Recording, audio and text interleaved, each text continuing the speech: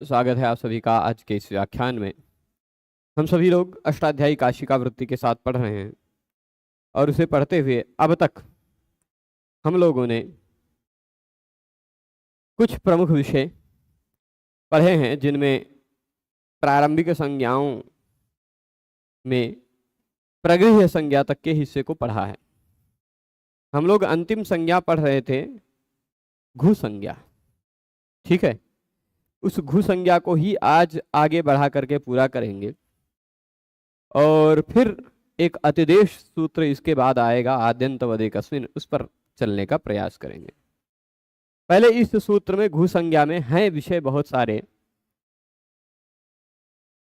उन विषयों को देख लेते हैं।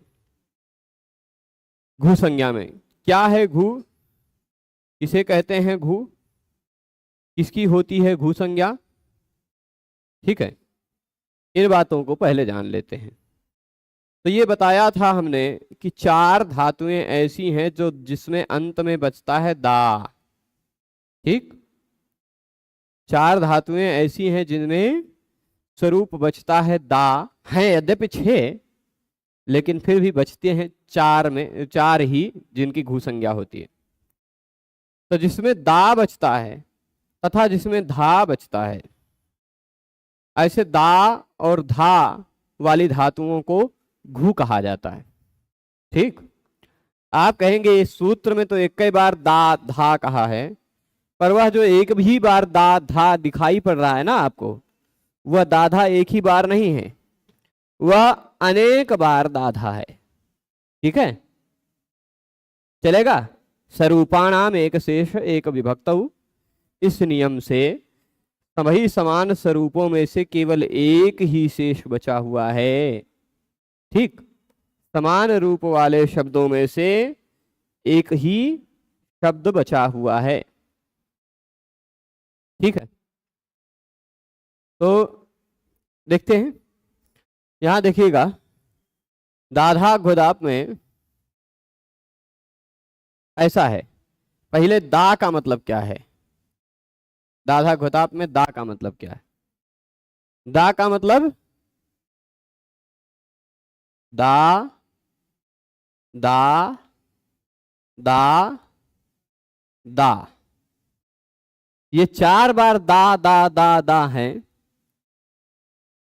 6 बार थे पर अदाप कह दिया, इसलिए दाप वाले को दाप दैप को छोड़ दिया गया।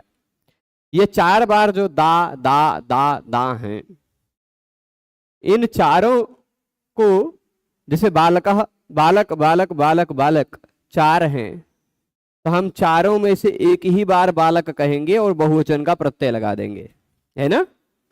वैसे दा दा दा जैसे कह देंगे बालकाह बालकः बालकः बालकः, लेकिन तीनों को एक साथ कहना तो बालकाह, एक ही बालक बचा, एक ही अवशेष सभी के रूपों का कथन करता है। मतलब जहां कई में से सभी समान रूप वाले हों, उनमें से केवल एक ही शेष बचता है, और वह जो शेष बचता है वह अपने जिन लुप्त हुए हैं उन सबके अर्थ का कथन करता है। तो एक ही दा शब्द से चारों दा अर्थ आ जाता है। ठीक है, तो दा ये बहुवचन वाला दा है।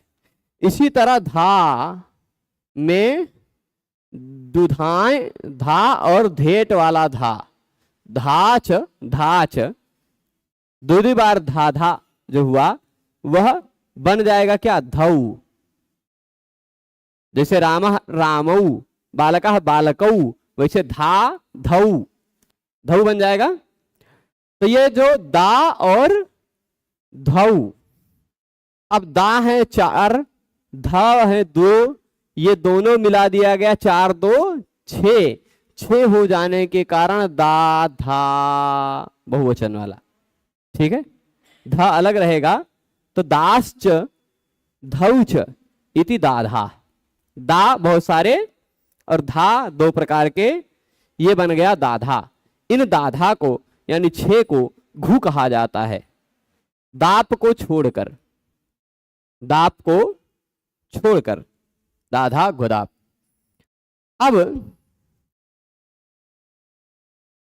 यहां दारूपाश्चत्वारो धातवः धारूपौ च द्वौ दाप दैपौ, मतलब दारूप 4 धारूप 2, दाप और दैप को छोड़ करके जो 6 बचे हुए हैं वो घु संज्ञक होते हैं।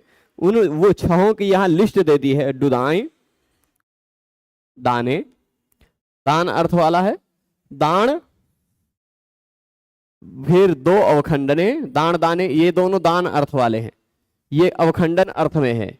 ये देंग रक्षणे, ये दुधाई धारण पोषण अर्थ में, और ये धेट पान अर्थ में। ठीक है, तो इतने अर्थों में ये जो 6 धातुएं हैं इनको कहा जाता है घ। सारे के रूप बताया जाएगा। ठीक, कि दा डुदाई दाने का रूप देख लीजिए,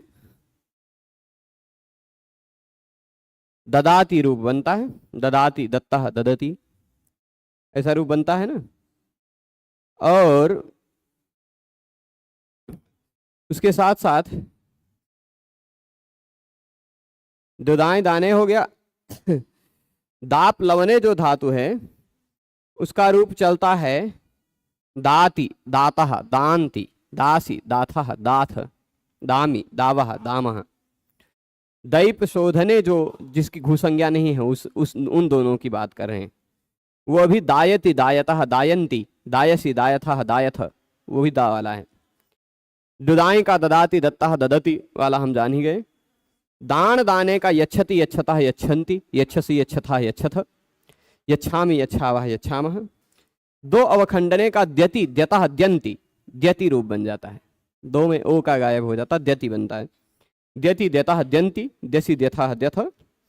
और देंग जो रक्षण अर्थ में है उसका दयते दयाते दयते दयेते दयन्ते दयसे दयेथे दयध्वे। ठीक, वो आत्मनेपद वाला है देंग। तो और धा रूप वाला जो है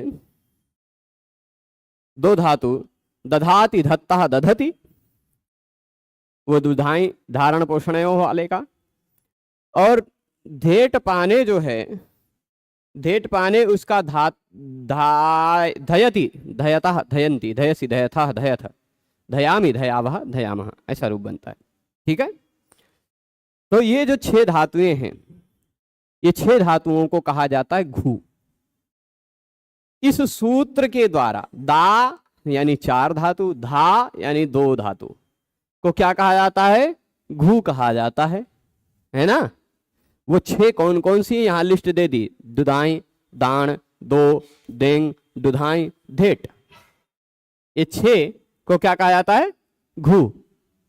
अब पूरे व्याकरण में कभी भी भगवान पाणिनि यदि क्या कहें घु, तो आप क्या समझेंगे? ये 6 धातु, मतलब ये शॉर्टकट कहने का तरीका है। इन 6 धातुओं के लिए कोई नियम बनाना है भगवान पाणिनि को, तो सीधे कह देंगे घु।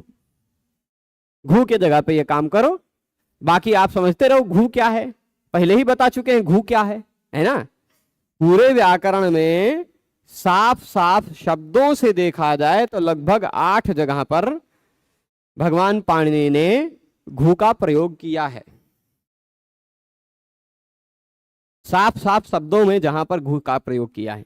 अनुवृत्ति इत्यादि में देखा जाए तो और भी सूत्र हो सकते हैं जहां घु की अनुवृत्ति जाएगी, परंतु साफ साफ जिनमें घु कहा है ऐसे 8 सूत्र हैं। ठीक,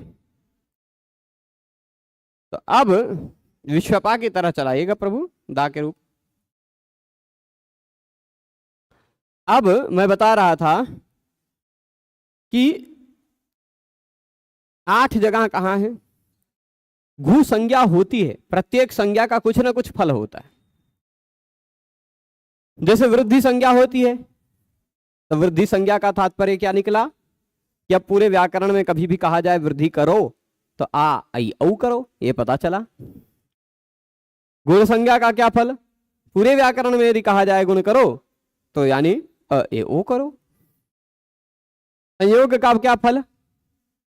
तो बहुत सारे एरने काचो संयोग पूर्व से इत्यादि बहुत सारे संयोगांत स्वलोपा इत्यादि बहुत सारे हैं जो संयोग संज्ञा के फल हैं।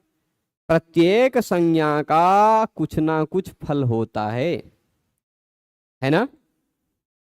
सवर्ण संज्ञा तुल्यास्य प्रयत्नम सवर्णम से, सवर्ण संज्ञा का क्या फल, बहुत सारे फल थे, जैसे सवर्ण दीर्घ कर देना इत्यादि इत्यादि।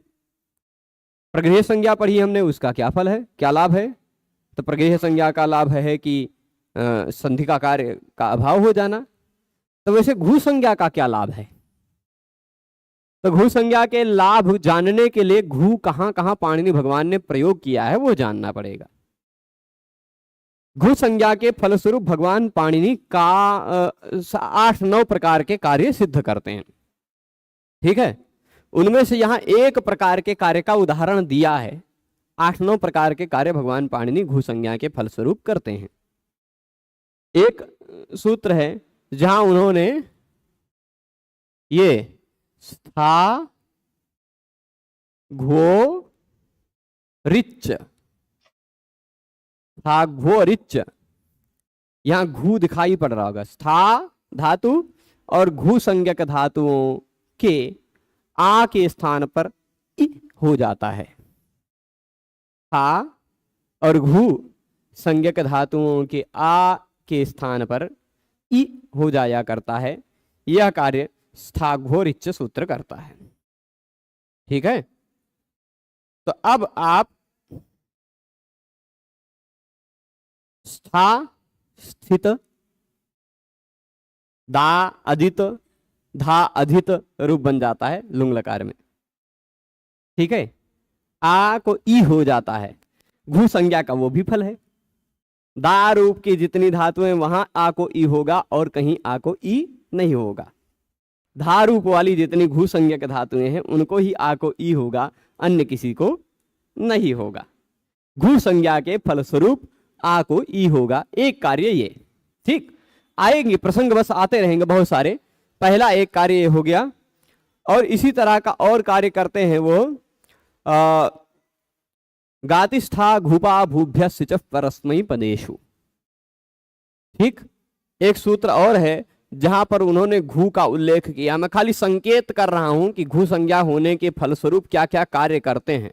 घू, ये दिख रहा है घू, गा तिष्ठा घु पा भूभ्यः सिचः परस्मै पदेषु, ये नियम है, ठीक।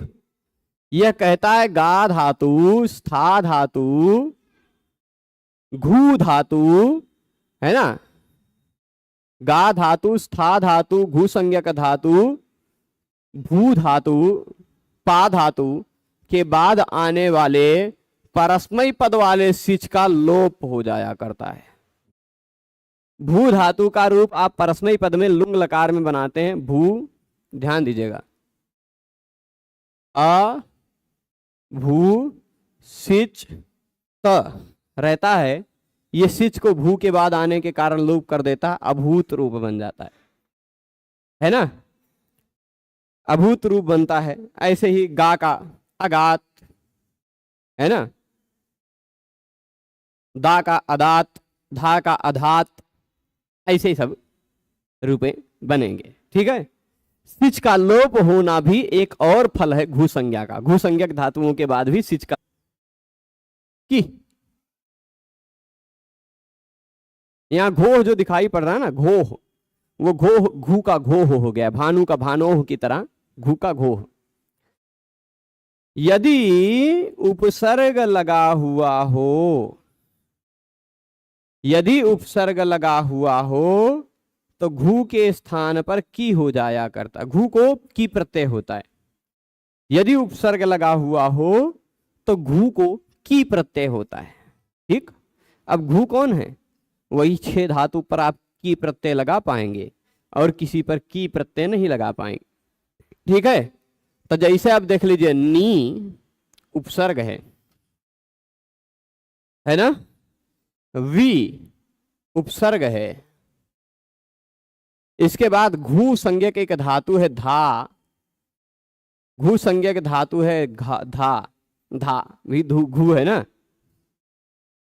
तो इसके बाद उपसर्गे घोह की कहता उपसर्ग लगा हुआ हो, उपसर्ग के साथ घू संज्ञक धातु आ रहा हो तो उसके बाद की प्रत्यय जोड़ा जा सकता है। की, यह की प्रत्यय करने के लिए भी घू संज्ञा एक फल है। घू संज्ञा का एक फल की प्रत्यय भी है। जिसकी जिसकी घू संज्ञा होती है उन्हीं धातुओं पर की प्रत्यय लगता है, सब धातुओं पर नहीं, है ना। जैसे एक उदाहरण दा वाला भी दे देते हैं। आंग उपसर्ग दा धातु की प्रत्यय, ठीक चलेगा। अब की में से बचता है ई, क्या बचता है? लशक को तद्धिते से क की संज्ञा होती है, तस्य लोपा से लोप हो जाता है। यहां सूत्रों में हम की मिटाने लगे। की में से बचता है क्या है? ई, ई, ई, ठीक है। जहां भी क की संज्ञा हुई हो प्रत्यय में, उससे पहले धातु का अंतिम वर्ण आ हो तो उसका लोप हो जाता है। आतो लोप इति च। तो धातु के अंतिम वर्ण आ का लोप करेंगे, धातु के अंतिम वर्ण आ का लोप करेंगे, यहां भी आ का लोप करेंगे, हलंत हो गया। तो निधि, विधि, आदि ये सब जो शब्द बनते हैं ये की प्रत्यय लगकर बनते हैं। और की प्रत्यय तभी लगेगा जब घू संज्ञा होगी। तो केवल धा और दा वाले धातुओं पर ही की प्रत्यय लगता है। तो की प्रत्यय लगना भी घू संज्ञा का एक फल है। उपसर्गे घोह की, इस सूत्र में भी पाणिनि भगवान ने घू का उल्लेख किया है। ठीक, शॉर्टकट में धावभ्यास लोपश्च,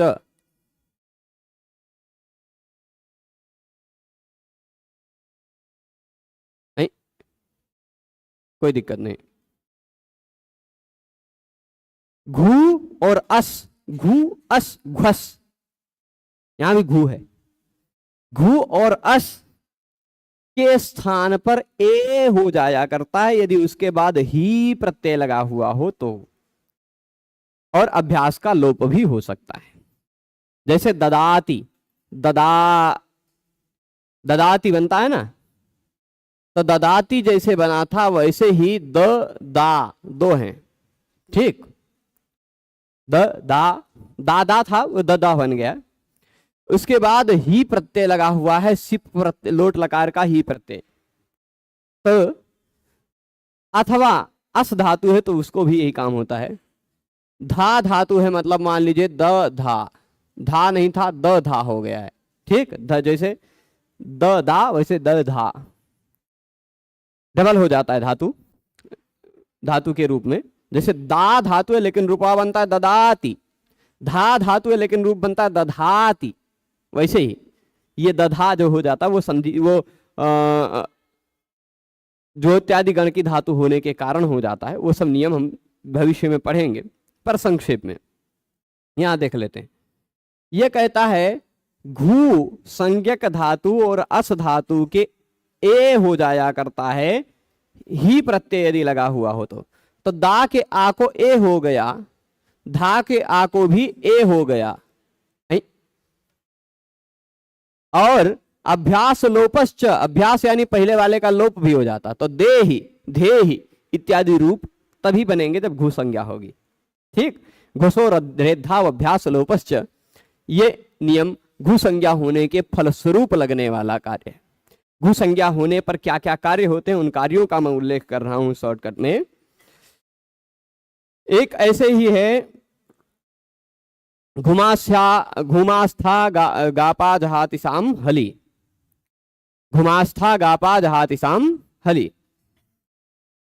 घू मा था गा पा जहातिसाम हली। ठीक है, घुमास्था गापा जहातिसाम हली, सूत्र दिख रहा है। यह कहता है घू संज्ञक धातु यानी दा, छे, घू का मतलब छे, मां छे धातु है ना, दा दा, चार दा दो धा, घू हो गया। मां धातु, स्था धातु, गा धातु, पा धातु और हा धातु के बाद यदि प्रत्यय का पहला वर्ण हल हो तो उस घू संज्ञक धातु, मा धातु, स्था धातु, गा धातु, पा धातु के आ के स्थान पर ई हो जाता है। पा बन जाता है पीत्वा, है ना, बन जाता है कि नहीं, पी हो जाता, आ को ई हो जाता है। घू संज्ञक भी धातुओं को आ को ई हो जाता है। ठीक है, तो वह घुमास्था गा पा जहाति साम हली भी एक इसका फल है घू संज्ञक होने के। ठीक है, अच्छा ये जो करता है वह कित गित गित प्रत्यय परे रहने पर ही करता है। तो मीयते, दीयते, धीयते, पीयते, स्थीयते, है ना, तो ये सब आ को ई हो जाता है प्रत्यय का पहला वर्ण व्यंजन रहने पर, कित गित प्रत्यय रहने पर। ठीक है, तो आ को ई करने का भी काम दीयते, धीयते इत्यादि बनाने में यह काम आएगा। ठीक है, घुमास्था गापा जहाति सामहली, घू संज्ञा का एक ये फल भी हो गया। और एक है फल घू संज्ञा का दो दद घो हो, दो दद घो हो। ये कहता है, देखिएगा, दो दद घो हो, घू संज्ञा वाला जो दा है, घू संज्ञा वाला जो दा है उस दा के स्थान पर दद हो जाता है। दा के स्थान पर क्या हो जाता है, दद। कब, हलादि कित गित प्रत्यय परे रहने पर। वो कब, ये मतलब खाली इसे मैं बता दे रहा हूं, तिप सिप मिप प्रत्ययों को छोड़कर अन्य से कहूंगा। आप देखते होंगे ददाति, दत्तः, ददति, ददासी, वहां तो ददा है लेकिन दत्थः, दत्थ, ददामि, दद्वः, दद्मः।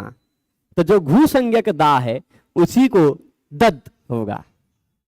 ठीक है, घू संज्ञक दा है उसी को दद होगा, दाप को नहीं हो पाएगा क्योंकि दाप घू संज्ञक नहीं है। अच्छा, यही क्ता प्रत्यय लगाते हैं, क्ता प्रत्यय लगाते हैं, मतलब मान लीजिए दा धन क्ता प्रत्यय लगा है। ठीक, क्ता प्रत्यय लगा है। यदि यही दाप धातु होता या दैप धातु होता तो घू संज्ञा नहीं है। घू संज्ञा नहीं है तो ये दात ऐसा का ऐसा रह गया। परंतु यदि घू संज्ञा है तो दो दद घो सूत्र लग गया और दा को हो गया दद, और इस दद के दा को खरीच संधि का नियम लग करके उसी वर्ग का पहला वर्ण हो गया, बन गया दत्त, देवदत्त इत्यादि, है ना। ये दो दद घो घू संज्ञक दा के स्थान पर दद करने वाला नियम है। स्पष्ट है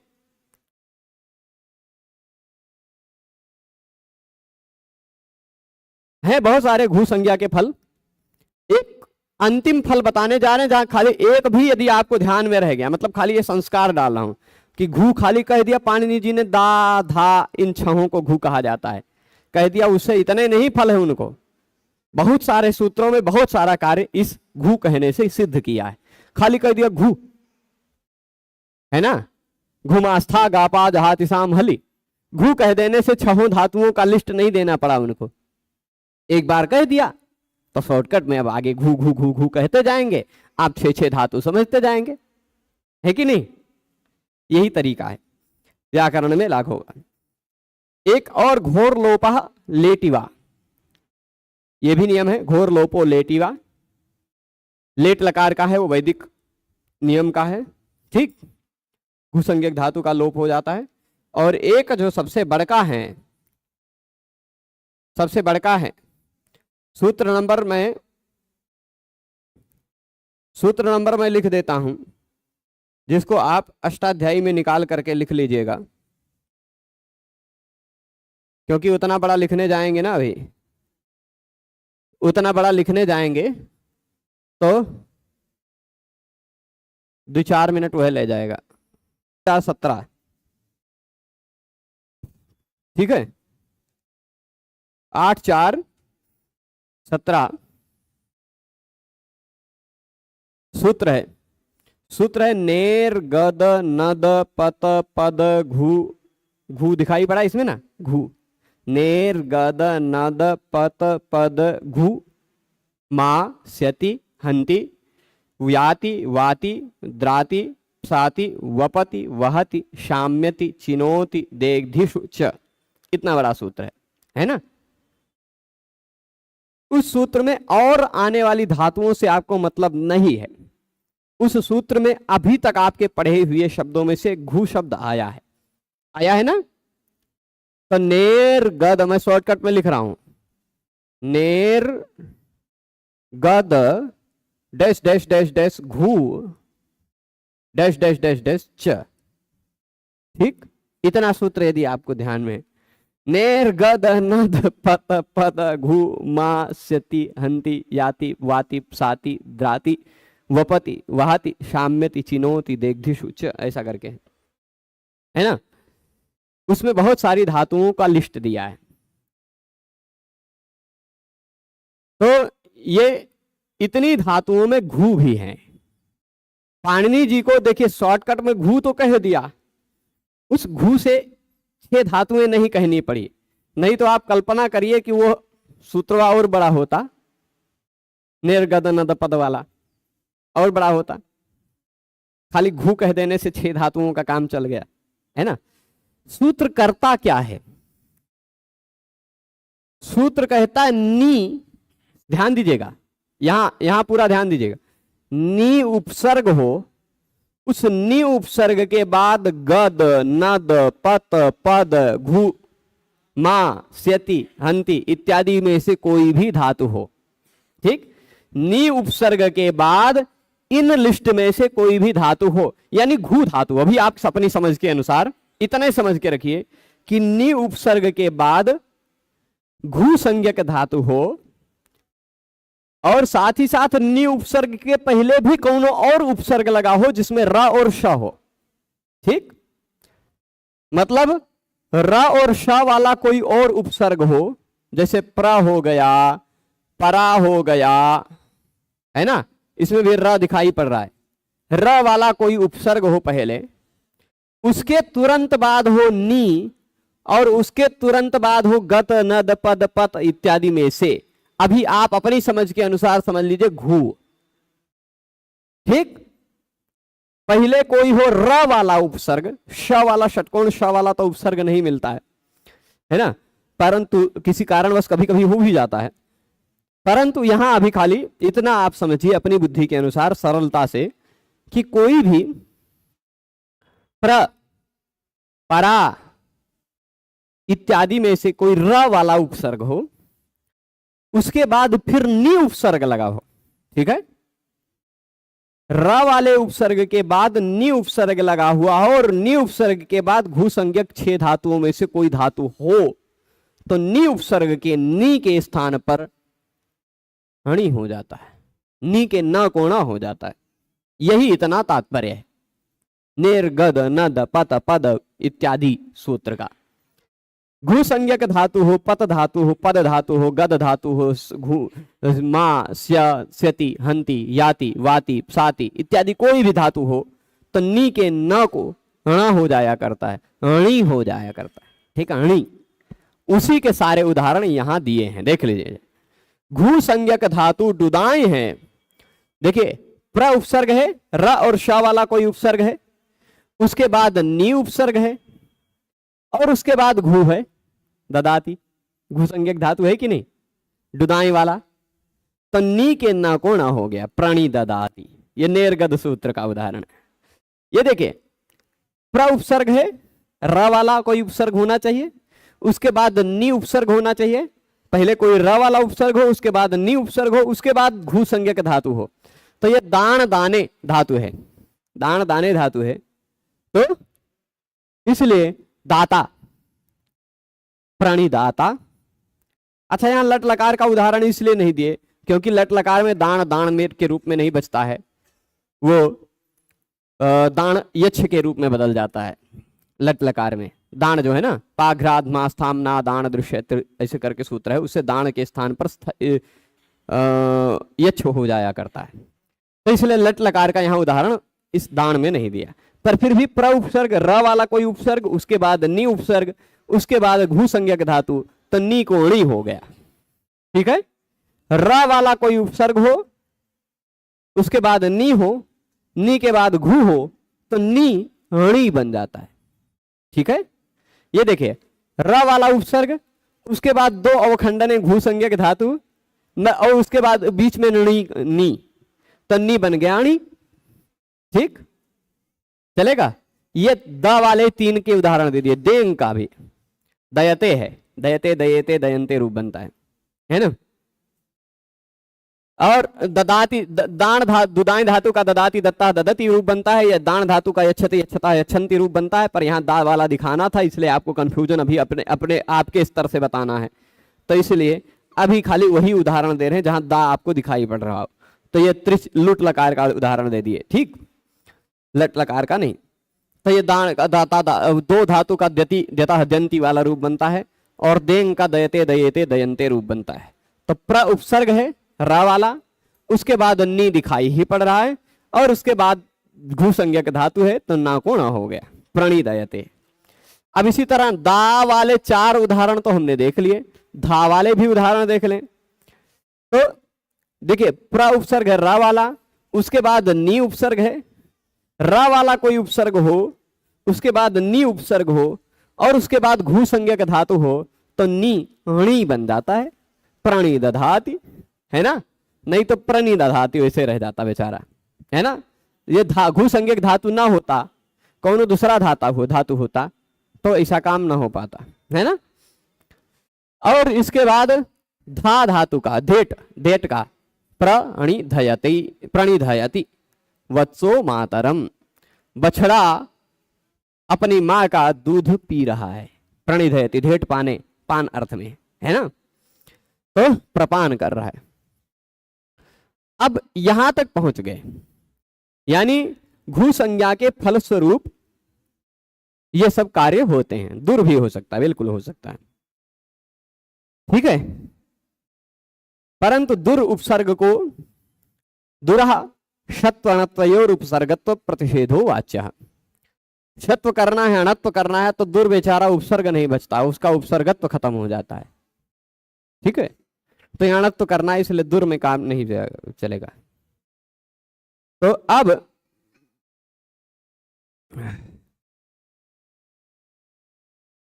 हाँ, इतना सब याद रखकर कैसे जादू बताने का जादू कैसे कर रहे हैं, बताने का जादू नहीं कर रहे हैं प्रभु, पढ़े हैं तो थोड़ा बहुत याद आता है, और कुछ थोड़ा बहुत पुस्तकों का सहारा ले लेते हैं, थोड़ा मोबाइल का सहारा ले लेते हैं, बता देते हैं। समझा हुआ है तो सामने से थोड़ा सा देख के बता देते हैं, है ना। तो अब प्रश्न उठ रहा है अदाप इति किम। दाधा तो हम समझ गए, दाधा घू तक समझ गए, दा रूप चार धातुएं, धा रूप दो धातुएं, घू हैं, इतना समझ गए। पर अदाप क्यों कहे आप? क्योंकि अदाप कहने से पता चलता है कि दाप लवने धातु जो है और दैप शोधने जो धातु हैं, ये दोनों धातुएं घू नहीं हैं। घू नहीं है, इसलिए देखो दातम बर ही बन गया, दातम बना। यदि घू होता तो दो दधघो सूत्र लगकर दो को दा को दद हो जाता, दत्तम बनता, दातम तो नहीं बनता, है ना। दातम तो नहीं बनता, दत्तम बनता यदि घू संज्ञा होता तो इसलिए घू संज्ञा यहां दाप की नहीं हो पाए, दैप की घू संज्ञा न हो पाए। विद्यावदातम मुखम, विद्यावदातम मुखम, है ना। विद्या से शोधित है जिसका मुख, वो विद्यावदात मुख, अवशोधित मुख। तो अब ये दैप शोधने में देखिए अवदातम बना, अवदत्तम बन जाता या अवत्तम बन जाता। अच्छा, उपसर्गातः नियम लग जाता। अच्छा, उपसर्गातः इस सूत्र से दा धातु के स्थान पर खाली त हो जाता, घू संज्ञक यदि होता तो घू संज्ञक दा के स्थान पर त हो जाता। जैसे मैं उदाहरण दे रहा हूं, प्र दा त, तो प्र दा त प्रत्यय लगा हुआ होता तो इस दा के जगह पर भी त हो जाता, प्रत्त रूप बनता है, प्रत्तम। अब दा त बन जाता अवत्तम। ठीक, दा को त हो जाता, यदि घू संज्ञा होती तो। घू संज्ञा नहीं है तो अवदातम, ठीक है। घू संज्ञा दाप और दैप की न हो पाए इसलिए अदाप कहा गया सूत्र में। अब मुझे लगता है कि घू संज्ञा में आप लोगों को कोई कठिनाई अब तक मेरे बताए हुए विषयों के आधार पर नहीं होगी, नहीं होगी ना। अब घुप प्रदेशाह ये भी बता रहे हैं कि घू को कहां कहां प्रयोग किया है पूरे व्याकरण शास्त्र में, ठीक है। घू शब्द का कहां कहां पूरे व्याकरण शास्त्र में प्रयोग किया है वो भी बताएंगे। तो मैंने संकेत करके बता ही दिया है, यद्यपि पहले बता दिया है ना, पर फिर भी यहां खाली एक ही लिख दिया, घुमास्थागापाजहातिसाम हलि इत्येवमादयः। घुमास्थागापाजहातिसाम हलि इत्यादि जो हैं वह घुप प्रदेश हैं, यानी घू के प्रदेश हैं, ठीक है। अच्छा, एक विषय और रह गया कि जो प्रगृह्य संज्ञा थी ना, हमने सवर्ण संज्ञा तक तो बताया था, अन्य लोगों के अनुसार भी, कि हेमचंद्र जी और वह क्या कहते हैं, हेमचंद्र जी और जीव गोस्वामी जी क्या कहते हैं। तो प्रगृह्य संज्ञा के विषय में जो भगवान पाणिनि का मत है वही प्राप्त होता है। हेमचंद्र के व्याकरण में, हरिनामामृत व्याकरण में कहीं प्रगृह्य संज्ञा का उल्लेख नहीं है, ठीक। तो ये हरिनामामृत व्याकरण में खाली इतना ही कह दिया संक्षेप में, ईदुदेताम द्विवचनस्य मणिवादि वर्जम, ईदुदेताम द्विवचनस्य मणिवादि वर्जम, यानी मणिव इत्यादि उदाहरणों को छोड़कर जितने इकारांत उकारांत एकारांत हैं, द्विवचन हैं, उसमें संधि कार्य नहीं होगी। शॉर्टकट में इतना बता दिया, प्रगृह्य संज्ञा नहीं बताई है। और अदसो मीत्यस्य, अदस शब्द में अमी भी का भी, अमु तो द्विवचन से ही गृहीत हो गया, अमी का भी है ना। अदसो मीत्यस्य इत्यादि अनेक सूत्र उसी तरह बनाए हैं, पर प्रगृह्य संज्ञा के बिना ही सीधे सीधे संधि का अभाव बताया है। और हेमचंद्र ने भी ईदुदे द्विवचनम अदो मुमि चादि स्वरोनांग उदंतः सो नवैतौ इत्यादि सूत्र के द्वारा सीधे सीधे यह कह दिया कि इन सब जगह संधि नहीं होती, प्रगृह्य संज्ञा नहीं दिखाई है, ठीक है। उन दोनों व्याकरणकारों ने प्रगृह्य संज्ञा के विषय में कुछ नहीं कहा, परंतु घू संज्ञा के विषय में कहा है, ठीक। तो घू संज्ञा के विषय में क्या कहते हैं, घू संज्ञा को दाधा घुदा, पाणिनि व्याकरण में घू संज्ञा का घू, तो जैसे पाणिनि जी ने घू कह दिया, घू का तो कोनो मतलब नहीं है, वैसे उन्होंने संज्ञा दे दी दा, उन्होंने संज्ञा ही, हेमचंद्र ने संज्ञा दे दी दा, अवौ दाधौ दा, अवौ दाधौ दा, ऐसा एक सूत्र बनाया। उसका तात्पर्य होता है कि दाव और दैव, पाणिनि जी ने दाप रखा है, दाप और दैप, उन्होंने दाव और दैव दो धातु बना दिया, प वाला नहीं व वाला बना दिया है उन्होंने, और कहा है व वाले जो धातु हैं उनको छोड़ करके, यानी दाव और दैव को छोड़ करके जितने दा धा हैं उनको दा कहा जाता है। धा को भी दा कह दिया, दा को भी दा कह दिया। अब कहीं भी दा के स्थान पर वो कार्य करते हैं, पाणिनि जी जैसे घू को कार्य करते हैं वैसे दा को वो कार्य करते हैं, उनकी शैली अलग है। हरिनामामृत व्याकरण कार्य की शैली है कि वो भगवान का नाम लेके आना है, तो दा धा, इसमें कुछ दा से उनको दामोदर याद आ गए, तो उन्होंने नाम रख दिया दामोदर, ठीक है। दाप दैपो दींगो विना दाधा दामोदर संज्ञा, दाप दैप और दींग, दींग भी एक लिया उन्होंने, यद्यपि और कहीं नहीं लिया है, पर दाप दैप दींग इन तीनों के बिना जो दा और धा हैं उनको कहा जाता है दामोदर। क्या कहा जाता है, दामोदर।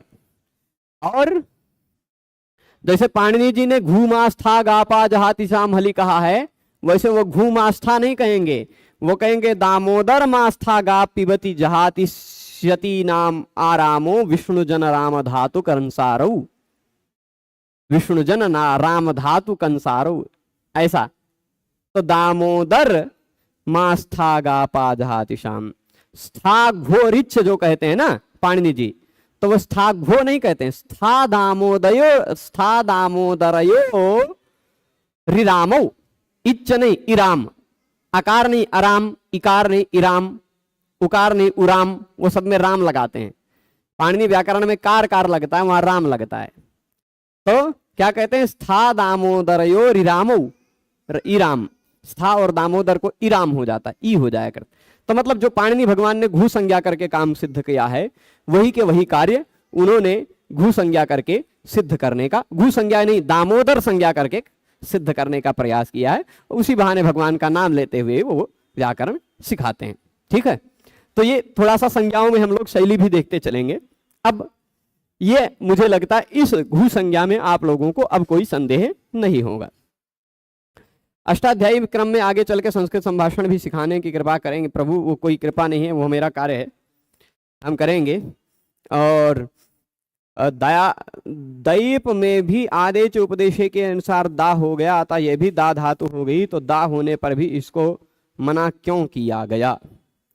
देखिए वो उसी प्रजाति की धातु है, पर वहां स्वरूप उसका कुछ अलग बनता है। ये पाणिनि जी ने देख लिया, इसलिए कह दिया ये घू बनाने लायक नहीं है ना। जैसे जिसका कुछ स्वरूप अलग है तो उसको घी नहीं देने लायक होता है, तो वैसे ही जिसका स्वरूप थोड़ा सा अलग मिलता है वैसे घू बनाने लायक नहीं है। पाणिनि जी ने देखा कि ये 8 धातुएं देखने में लगती हैं एक जैसी, लेकिन ये दोनों थोड़ी ऐसी हैं, अलग हैं, जिनका रूप कई जगहों पर अलग अलग हो जाता है। ये 6 एक दूसरे से मिलती जुलती, तो इन 6 को एक ग्रुप में डाल दिया, घू कह दिया, ये घू 6 हैं। ठीक है, ऐसा। फिर उसके बाद दैप का ग्रहण कैसे हो गया। हाँ, ये प्रश्न है, अच्छा प्रश्न है। देखिए इस तरह से, देखिए कहा तो है कि दाधा घोदाप, यानी दाप को छोड़कर जो दा और धा हैं उसको घू कहा जाता है। तो दाप को छोड़ने को कहा है, आप दैप को कैसे छोड़ दे रहे हो, दैप तो दाप नहीं है। कहेंगे नहीं भाई, दैप भी दाप बन जाएगा ना, दैप में जो आई है उसको आ होकर दाप बन जाएगा। दैप को दाप बन जाएगा, उपदेश अवस्था की बात नहीं है। उपदेश अवस्था की बात होती तो दो का कैसे ग्रहण कर पाते आप, देंग का कैसे ग्रहण कर पाते आप। पर यहां एक परिभाषा भी काम आती है जो मैं नहीं बताना चाह रहा था, पर आपने प्रश्न कर दिया है। तो परिभाषेंदु शेखर में एक देखिएगा, 10 नंबर परिभाषा के इससे थोड़ा सा पहले ही मिलेगा। नानुबंध कृतम अनेजन तत्वम, नानुबंध कृतम अनेजन तत्वम, एक ऐसी परिभाषा मिलेगी। ठीक है, कुछ कुछ प्रश्न, कुछ कुछ विषय प्रश्न आने पर ही मिलते हैं। परिभाषा नंबर यदि आप कहें तो मैं कंफर्म करके बता दूं, परिभाषेंदु शेखर जी में, क्योंकि पढ़ा था 2015-16 में, अब नहीं याद है, पढ़ाया भी नहीं, तब से पढ़ाने का मौका भी नहीं मिला है। तो कुछ कुछ परिभाषाएं प्रसंग बस आ जाती हैं याद, तो आ जाती हैं, प्रश्न बस याद आ जाती हैं, प्रसंग बस याद आ जाती हैं। कितने नंबर पे? 7 नंबर पे है ना। आप खुद बोल रहे हैं 7 नंबर पर है, और आप खुद कह रहे हैं कि कौन सा है, ऐसे कैसे प्रभु। परिभाषेंदु शेखर मैं निकाल लेता हूं, उसमें मिल जाएगा परिभाषा नंबर नानुबंध कृतम अनेजन तत्वम, 7 नंबर पर है। ठीक, 7 नंबर की परिभाषा है, नानुबंध कृतम अनेजन तत्वम। मतलब क्या है? दाप तो चलिए ठीक है, दाधा घोदाप सूत्र ने कह दिया दाप को छोड़कर जो है दा और धा उसको घू कहेंगे। पर आप दैप को क्यों छोड़ने लग गए भाई? दैप तो दा रह जाएगा। क्यों? क्योंकि दैप में 2 तरह से बात हो सकती है। एक तो दैप है ना, इस दैप के पा की हलंत्यम से इत संज्ञा किए, तस्य लोपा से लोप कर दिए, तो बचा दई। अब धातु का अंतिम वर्ण धातु का अंतिम वर्ण यदि ए ओ ऐ औ हो तो उसके स्थान पर हो जाता है आ, बन गया दा। ये तो दाप रहा नहीं, ये तो दा बन गया, ये तो दा बन गया ना, क्योंकि धातु के अंतिम वर्ण ए ओ ऐ औ को आ होता है, दो को दा हो गया। देंग में दे जो बचा था, ए बचा था, उस ए को आ हो गया, दा बन गया। तो दैप को तो दा होना चाहिए, दाप तो नहीं होना चाहिए। वो परिभाषा के आधार पर सिद्ध होता है, नानुबंध कृतम अनेजंतत्व के आधार पर, कि हम अनुबंध लोप किए बिना भी, अनुबंध लोप किए बिना भी अनुबंध को छोड़ करके हम देख सकते हैं अंतिम वर्ण कौन सा है। तो दैप में जो है ना, दैप यह है, इसमें अनुबंध यानी पा का लोप किए बिना भी हम अंतिम वर्ण आई है ऐसा मान सकते हैं, क्योंकि पा को तो जाने है, यह हमें पता है अपनी बुद्धि से, है ना, पा को जाना ही है ऐसा हमें पता है। तो अनुबंध लोप किए बिना ही हम इसको एजंत मान लेंगे, एच इसके अंत में है और इसलिए आदेच उपदेशे स्थिति से यहां ए के स्थान पर आ हो जाएगा, तो यह दैप जो है यह दाप बन जाएगा। नानुबंध कृतम अनेजंतत्व परिभाषा के सहयोग से ही यह दाप बन पाएगा, तभी दैप की घू संज्ञा नहीं हो पाएगी, अन्यथा दैप दाप न बन पाता। दैप को पहले दई बनता, फिर दई को दा बनता, तो वो उसकी तो घू संज्ञा हो जाती, तो विद्यावदातम मुखम इत्यादि शब्द नहीं बन पाते। अवदातम नहीं तो विद्यावत्तम मुखम बनता, अवदातम कैसे बन पाता, ये वाला है ना, तो अवत्तम बनता। इसलिए यहां दाप जो है ना, वह दैप भी दाप बनाना है पहले, फिर दा बनाना है। तो दैप से दैप भी दाप वाला ही है ऐसा समझ लेना है स्वयं। ये बात हो गई ना। किस सूत्र से दैप को दाप होता है, वह सूत्र है आदेच उपदेशे शिति, आदेच उपदेशे। ठीक, एच ए ओ ऐ औ के स्थान पर आत यानी आ हो जाता है, ए ओ ऐ औ के स्थान पर आ हो जाता है धातु के अंतिम वर्ण के रूप में, यदि ये सब आ रहे हों तो ठीक है, चलेगा। अब ये हो गया अष्टाध्यायी के क्रम में। हाँ, अब किसी का कुछ प्रश्न हो तो पूछ सकते हैं, नहीं तो हम लोग फिर इसको देखिएगा। यहाँ देख जल्दी से हिंदी अर्थ भी पढ़ लेते हैं। दा रूप वाले 4 धातु तथा धा रूप वाले 2 धातुओं की घुसंज्ञा होती है दाप लेने दैप शोधने धातुओं को छोड़कर। दा रूप धातुएं दुदाएं दाने जुहोत्यादि है, उभयपदी है, जुहोत्यादि गण में मिलेगी। दान दाने भ्वादि में मिलती है, अच्छति अच्छता अच्छंति रूप मिलता है। 2 अवखंडने दिवादि में मिलता है, परस्मय पद में है। देंग रक्षणे ये भ्वादि में है, आत्मनेपदी है। धा रूप धातु दुधाएं धारण पोषण ये जुहोत्यादि में है, उभयपदी है। ढेट पाने भ्वादि में है, परस्मयपदी है। ठीक है, ये ऐसे धातुएं हैं। ये प्रणिददाति आदि उदाहरण बना दिया। नेर्गद नद पद घूमास्यति हंति यदति वापि वाति द्राति पसाति वपति वहाति शाम्यति चिनोति देखधिषुच, उसी सूत्र से नी के स्थान पे अणी हो गया, खाली इतना ना कोणा हो गया। ठीक है, तो अदाप का प्रयोजन यह है कि दाप लेने और दैप शोधने धातुओं को छोड़कर ही घू संज्ञा होती है। यथा दातम बरही, दाप लवने है, लवन मतलब काटने अर्थ में, तो काटा हुआ बरही कुश है ना, जिसका छेदन किया गया हो ऐसा कुश। और अवदातम मुखम शोधित मुख, शुद्ध मुख है ना, अवदातम मुखम, इसकी घू संज्ञा नहीं हुई दाप और दैप की। अब अगला जो सूत्र आता है यह अतिदेश सूत्र है। आद्यंत वदेकस्मिन्, आद्यंत वदेकस्मिन्, यह अतिदेश सूत्र है। हित और अशित, भाई जिसमें श की इत संज्ञा हुई है वह शित है, जिसमें श की इत संज्ञा नहीं हुई है वह अशित है। यदि वही उसके बाद यदि उसके बाद देखिएगा, मैं उदाहरण दे रहा हूं, और जब आप शित के अशित की बात कह रहे हैं तो आ ही जाइए। देंग धातु है, देंग, ठीक, देंग धातु के बाद प्रत्यय लगा शप और तिप,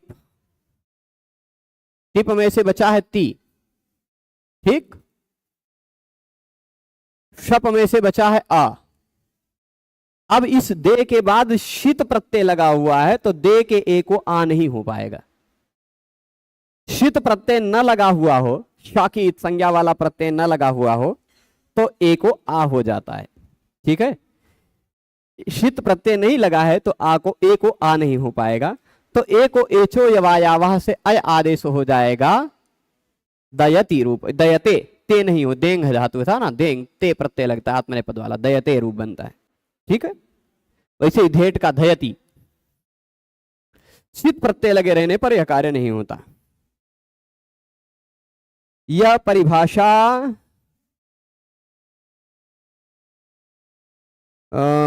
परिभाषा ज्ञापक सिद्धा है क्या? नानुबंध कृतम अनेजन तत्वम न चैवमप्यवदातम मुखम इत्यत्र पलोपोत्तरम आत्ते कृते अदाप इति घुसंज्ञा प्रतिषेधो न स्यात्। दैपः पकार सत्त्वे नेजन तत्वात् आत्वा प्राप्त्या पलोपोत्तरम पकाराभावे नस्य दाप्त्वा भावात् अतः उदीचा मांगो व्यतिहारो इति निर्देशो स्याह ज्ञापकः। आदेश उपदेशे स्थिति। ठीक है, ज्ञापक है, ज्ञापक सिद्ध परिभाषा ही है, चलेगा। अब खाली परिभाषा का अर्थ एक बार फिर से और एक व्यक्ति कह रहे हैं तो थोड़ा सा संकेत में बता दे रहा हूं। वह परिभाषा कहती है कि किसी धातु का अंतिम अक्षर ए ओ ऐ औ है, किसी भी धातु का अंतिम अक्षर ए ओ ऐ औ है, यह आप इत संज्ञक वर्ण का लोप किए बिना भी देख सकते हैं। दैप है तो भी हम समझ लीजिए कि अंतिम वर्ण ऐ है, क्योंकि इत संज्ञक वर्णों को मत गिनिए। लोप किए बिना पहले ही अंतिम वर्ण हम जान गए कि ऐ है, उसको आकर डाला तो दाप बन गया, बस इतना ही तात्पर्य है। ठीक है, तो अब शॉर्टकट में बता दूं, यदि थोड़ा सा आपके लिए कुछ का, हाँ डिस्कनेक्ट होके फिर से रिकनेक्ट हो जाता है। शॉर्टकट में यदि बता दूं तो कुछ काम ऐसे होते हैं जो पहले वर्ण के स्थान पर होते हैं, कुछ काम ऐसे होते हैं जो अंतिम वर्ण के स्थान पर होते हैं। यदि पहला वर्ण ये हो तो उसके स्थान पर ये हो जाएगा, यदि अंतिम वर्ण ये हो तो उसके स्थान पर हो जाएगा ये। लेकिन यदि कोई ऐसा शब्द हो जिसमें एक ही वर्ण हो तो उसमें कौन पहला कौन अंतिम, कौन पहला कौन अंतिम, है ना। जैसे राम शब्द है, राम शब्द है, राम शब्द में हम ये कह लिए कि अंतिम वर्ण अ हो, क्या शब्द का अंतिम वर्ण अ हो तो उसके बाद आने वाले प्रत्यय भ्यस प्रत्यय से पहले आ को ए हो जाता है तो रामे भ्यस बन जाता है शब्द के अंतिम वर्ण। परंतु यदि यही राम शब्द ना होता, राम का अंतिम अक्षरवा खाली अ होता तो जिस शब्द का अंतिम वर्ण अ हो उस अ के स्थान पर ए हो जाता है। राम जिस शब्द का अंतिम वर्ण अ हो उसको दीर्घ हो जाता है, रामाय में आय हो गया ना। तो वही यदि य प्रत्यय, जैसे रामाय में य प्रत्यय था तो य के कारण अ को दीर्घ हो गया, वैसे ही अ प्रत्यय लगे रहने पर भी क्या इस अ शब्द को भी क्या दीर्घ हो पाएगा? वो तो कहता था शब्द के अंतिम वर्ण को दीर्घ होता है, ये तो अकेला है, कैसे पता चले कि ये अंतिम है? तो कहा यदि कोई अकेला हो तो वही उसका पहला है, वही उसका अंतिम है। ठीक, वही उसका पहला है, वही उसका अंतिम भी है। आद्यंत वदेकस्मिन यह कहेगा। आदि का तात्पर्य यह होता है, शास्त्रीय परिभाषा की दृष्टि से देखा जाए पहला, पर आदि शब्द का प्रयोग वही किया जाता है अधिकांश शास्त्रीय परिभाषाओं में जहां उसके बाद कुछ और हो। अंत शब्द का प्रयोग वही किया जाता है अधिकांश शास्त्रीय परिस्थितियों में जहां उसके पहले कुछ हो, तभी तो अंतिम कहेंगे। परंतु ऐसा भी उदाहरण यदि मिल जाए कि जो खुद ही एक अकेला हो, जिसके पहले कुछ ना हो, फिर भी उसको अंत कहा जा सकता है, जिसके बाद में कुछ ना हो फिर भी उसको पहला कहा जा सकता है। ठीक है, आद्यंतवदेकस्मिन् यह सूत्र यही बात समझाएगा। इसको हम लोग अतिदेश के माध्यम से कल समझेंगे, आज यही रोका जाए। सभी लोग पूरे व्याख्यान में जुड़े रहे, उसके लिए सभी को बहुत बहुत धन्यवाद। पुनः मिलेंगे कल। आज व्याख्यान थोड़ा सा छोटे पे ही छोड़ते हैं, समाप्त करते हैं, संपन्न करते हैं। अच्छा, बहुत सारे बच्चे ऐसे हैं जो अभी संकोच कर रहे हैं। मैंने बताया था अष्टाध्याय याद करके सुनाने के लिए, तो कुछ लोग और हाथ उठाए थे सुनाने के लिए। तो जो लोग संकोच कर रहे हैं, संकोच न करें, आप सुनाएं, आपको पुरस्कार प्राप्त होगा। ठीक है, हमारे खर्चे से मत डरिए, तो हो जाएगा। तो आप पुरस्कार के लिए या पुरस्कार के लिए नहीं, अपने लिए ही याद करके सुनाएं, तो उससे आपका लाभ है, व्यक्तिगत लाभ है। आपको ये पता चल रहा होगा कि सूत्र इतना याद होने पर, एक क्रम से देखने पे सूत्र के अर्थ बहुत आसानी से समझ में आ रहे हैं। ठीक है, तो वो उसका लाभ उठाइए। आज दूसरा व्याख्यान नहीं होगा क्योंकि मुझे अभी यहाँ से स्कूटी चला के कुछ दूर जाना है, तो चलेगा। सभी लोग जुड़े रहे, उसके लिए सभी को बहुत बहुत धन्यवाद। नमो नमः।